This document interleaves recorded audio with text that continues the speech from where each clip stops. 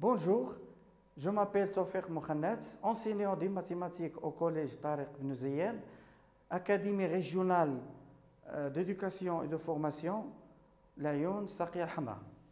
Alors aujourd'hui, on va étudier la droite graduée et le repère dans le plan. Alors on va prendre une activité, soit DOI, une droite graduée par l'unité OI, entre parenthèses, OI égale à 1 cm, on prend OI égale à 1 cm. Alors, placez sur la droite D les points suivants. Le point A représenté par 3 et le point B représenté par moins 1,5 et le point C représenté par 2,5 et E représenté par le nombre moins 4. Alors, on a déjà vu cette notion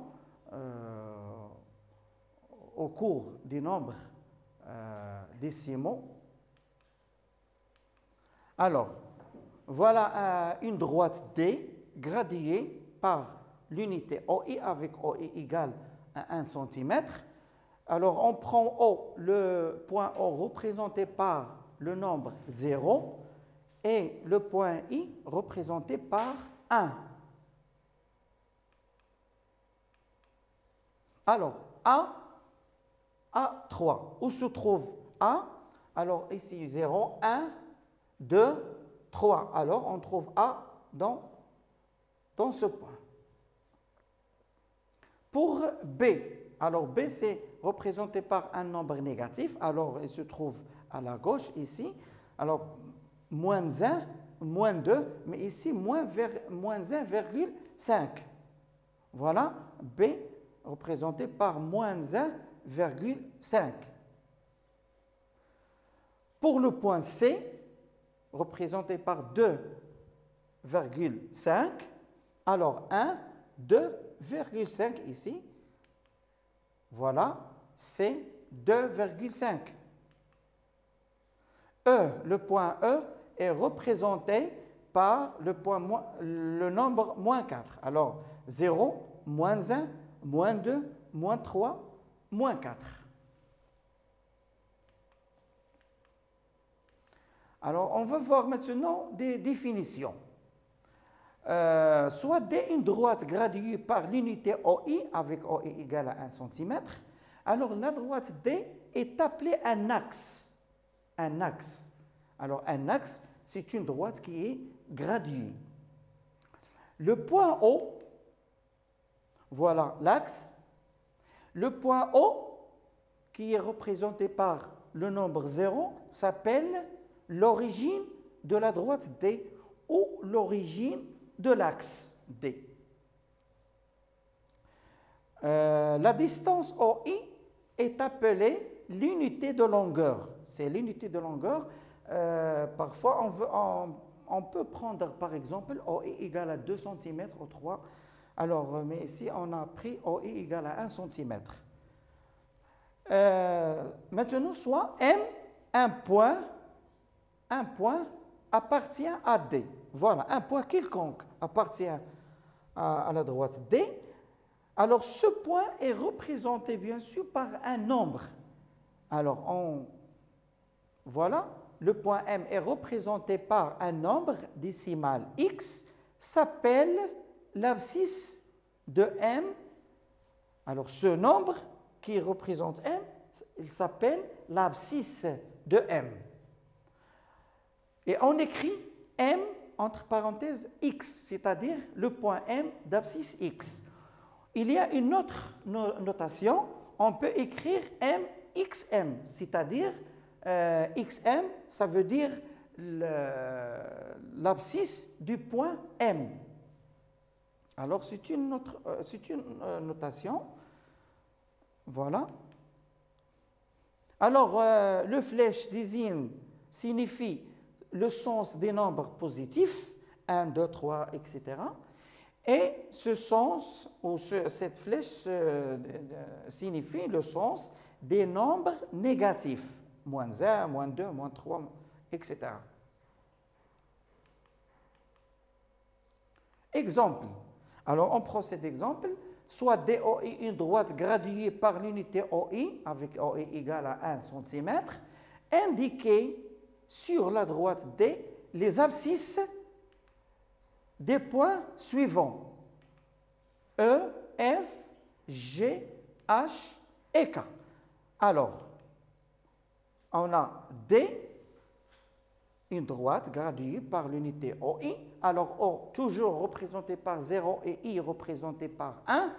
Alors, quelles sont les abscisses de E, F, G et H? Alors, pour E, on a 0, moins 1.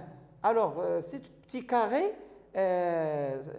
représente 0,2.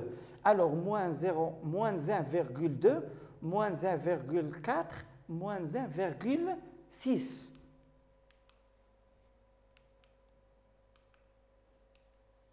Voilà, on passe. Alors, la solution, voilà.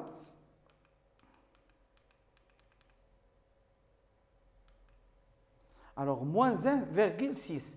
Pour F, regardez bien, 1, 2, 2,2 et 2,4. Voilà. Pour G, on a 0, moins 1, moins 2, moins 2,2. Et H, alors moins 1, moins 2, moins 3. L'abscisse de H est moins 3.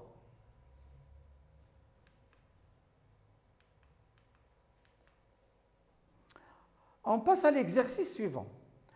A, B et C sont des points d'une droite graduée. Voir la figure. Voilà la figure.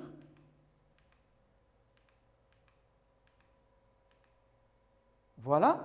Alors, il nous donne que ce point a comme abscisse moins 32 et l'abscisse de ce point égale à moins 24. Alors, quelles sont les abscisses de A, B et C?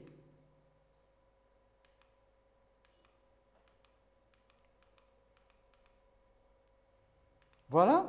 Alors, regardez, ici pour aller de moins 32 à moins 24, on ajoute 8. C'est-à-dire, on a ajouté 2 carrés, 2 carreaux, alors, et chaque carré donc représente 4. Mais pour aller de ce point à la gauche vers A, on extrait 4, c'est-à-dire, on soustrait, pardon, 4, c'est-à-dire moins 32, moins 4, ça fait moins 36. Et pour les points B, on va ajouter, pour chaque carré, on ajoute 4.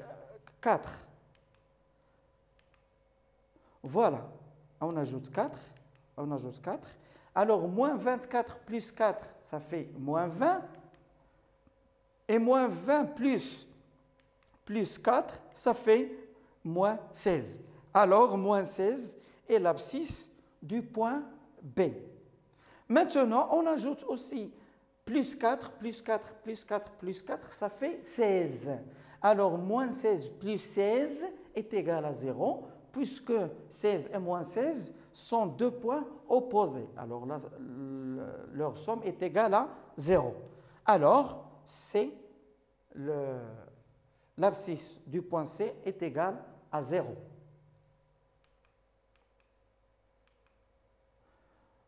On va voir un autre exercice, soit D, OI, un axe tel que OI égale à 1 cm. Placez les points suivants, E et F, moins 4 et F, 2,5. Construire les points GH, les symétriques de E et F respectivement par rapport à O. Troisièmement, déterminer les abscisses de G et H.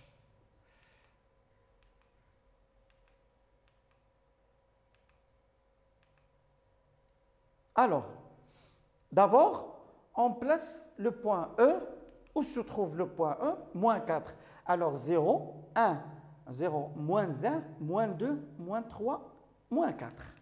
Alors c'est le point E d'abscisse moins 4.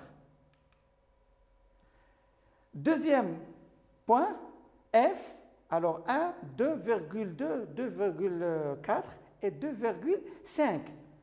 C'est le milieu de ce segment. Voilà, F 2,5. Maintenant, G et H, les symétriques de E et F par rapport à O, alors O signifie que O est le milieu de EG et FH. C'est la définition de la symétrie centrale. Alors, pour construire maintenant le point G, c'est le symétrique de E par rapport à O, alors, voilà, on prend la même distance, ici, 4, 1, 2, 3, 4, voilà, G. Et pour le point H, H, c'est le symétrique de F par rapport à O, on prend même distance EF que cette distance, et on trouve le point H. Maintenant, déterminer les abscisses de G et H. L'abscisse de G, on trouve que 1, 2, 3, 4, c'est 4. L'abscisse de G est égale à 4. Et l'abscisse de H, on trouve moins 2,5. Alors, qu'est-ce qu'on remarque? On remarque que les abscisses de H, de F et de sont symétriques par rapport à O, par rapport à l'origine, sont opposés. Ici 2,5 et ici moins 2,5. Aussi, pour E et G, ils sont symétriques par rapport à O, alors leurs abscisses sont opposées. Alors, on peut extraire ce résultat si M' est le symétrique de M par rapport à O, qui est l'origine d'un axe, bien sûr, alors les abscisses de M et M' sont des nombres opposés.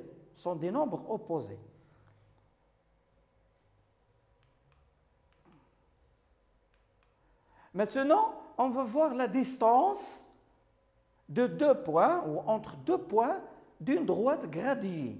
Alors, on peut calculer la distance entre deux points d'après leur abscisse.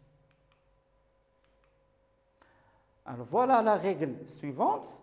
La distance entre deux points A, XA, et BXB, c'est-à-dire XA, l'abscisse de A, et XB, l'abscisse de B, d'une droite graduée est. Alors, est égale, cette distance est égale à XA moins XB si XA est supérieur à XB, ou XB moins XA si XA inférieur à XB. C'est-à-dire la différence. On commence dans la différence, on commence par l'abscisse la plus grande. Toujours, l'abscisse la plus grande. On va voir un exemple. Alors, on a par exemple ici des points, Mn, M de l'abscisse moins 4,7 et N de moins 2,3. Alors, la distance Mn, puisque l'abscisse de N est supérieure à l'abscisse de M, alors on commence par l'abscisse de N. XN moins XM est égal à moins 2,3 moins 4,7. Ça fait moins 2,3 plus 4,7 égale à 2,4.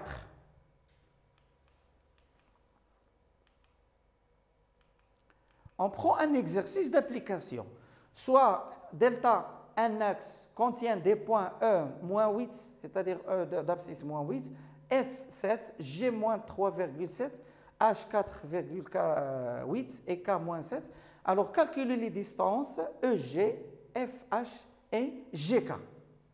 Alors, EG, d'abord, on remarque que XG est plus grand que XE. XG, c'est moins 3,7 et XE, moins 8. Alors, on commence par XG. Et on remplace XG par moins 3,7 et XE par moins 8. Alors, on trouve moins 3,7 plus 8 égale à 4,3. FH. d'abord, on remarque que XF est plus grande que XH. Alors, on remplace 7 moins 4,8, ça fait 2,2. GK est égal à XG moins XK est égal à moins 3,7 moins 6 est égal à moins 3,7 plus 6 égale à 2,3. Alors l'unité, c'est bien sûr le centimètre.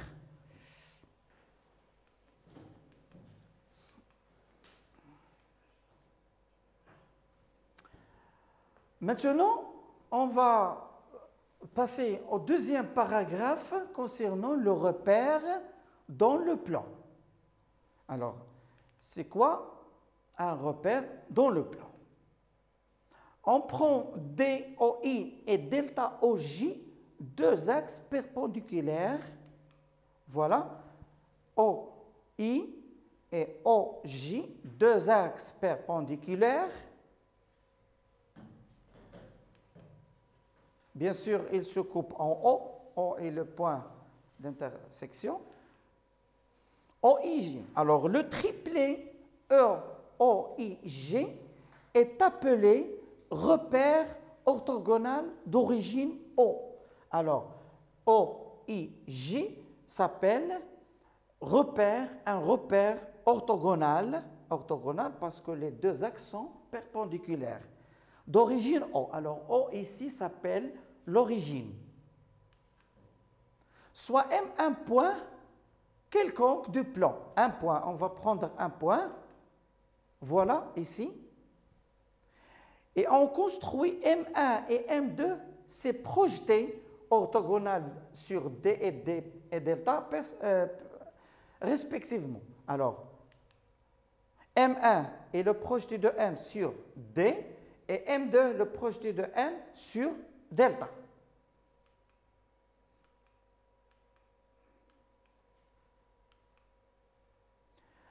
Alors, X est le nombre représentant du point M1. Alors, puisque D est un axe, alors M1 est représenté par un nombre, c'est X. Et puisque OJ est un axe, alors le point M2 est représenté par un nombre. Il s'appelle, on donne Y, par exemple. Alors, X ici, ce nombre X s'appelle l'abscisse de M. L'abscisse de M. Et Y s'appelle l'ordonnée de M.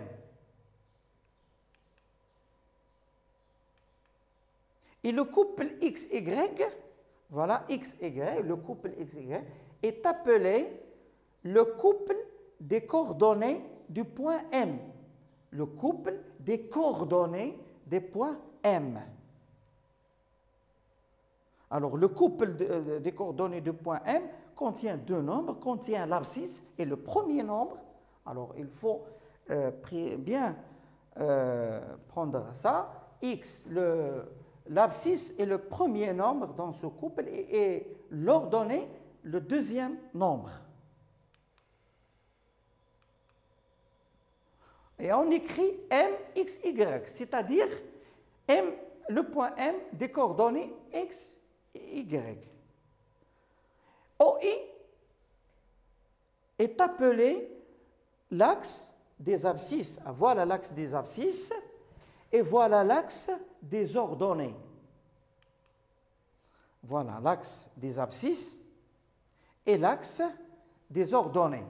Voilà l'axe des ordonnées.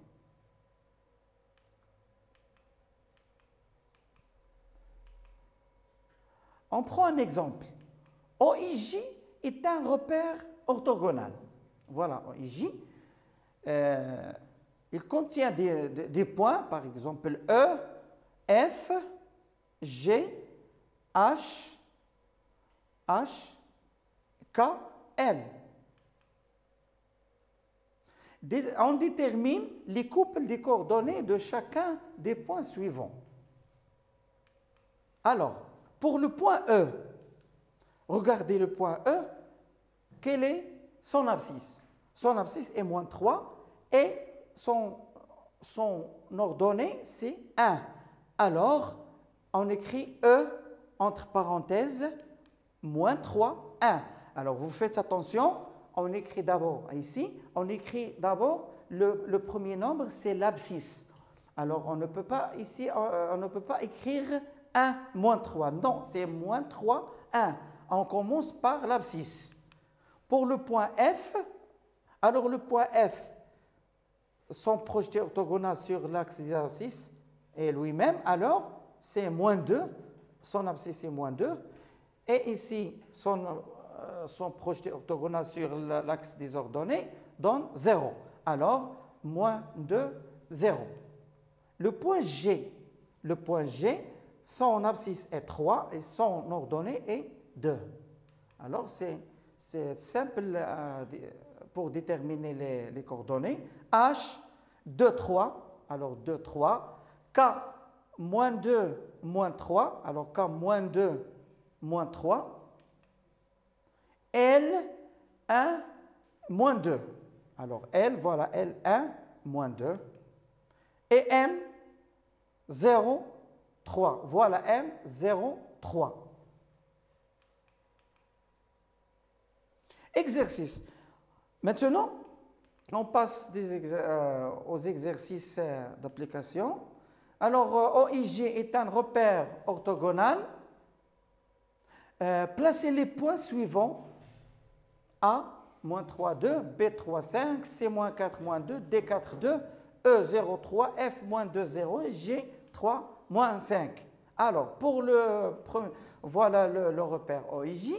Alors, pour le point A, voilà le point A, moins 3, 2, et avec la projection, on trouve ce point-là, c'est le point A. Le point B, 3, 5. Alors, 3, c'est l'abscisse, et 5, c'est l'ordonnée. Alors, voilà, en utilisant la projection orthogonale, on trouve le point B ici. Le point C, moins 4, moins 2. Alors, moins 4, moins 2 ici. Alors, le point C se trouve ici. Voilà le point C. Le point D, 4, 2. Alors, 4 et 2. 4, 2. Alors, on trouve ici le point D. Voilà. Le point E, 0, 3. 0, 3. Voilà le point E. Et le point G, 3, moins 1.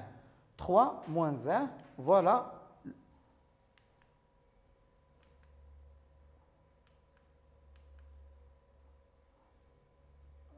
Pardon, 3, moins 5. 3, moins 5.